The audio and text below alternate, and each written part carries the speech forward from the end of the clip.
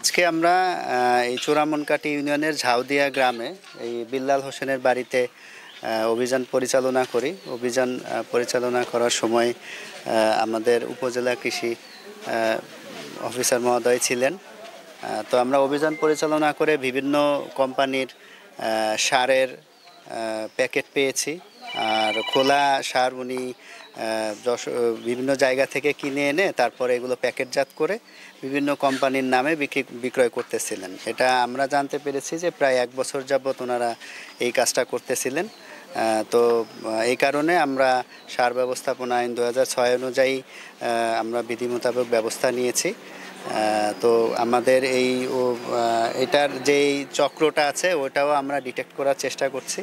ওই অনুযায়ী আমরা আমাদের পরবর্তী যে অভিযান আছে এই অভিযানগুলো আমরা অব্যাহত রাখব। কিন্তু যে অপরাধ করেছে এটা অনেক বড় ধরনের অপরাধ।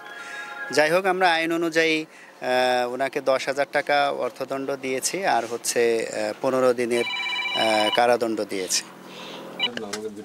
এটা হচ্ছে আপনার এই যে সারের, বুঝছেন, এটা বীজের বীজের, এইগুলো যে বীজের।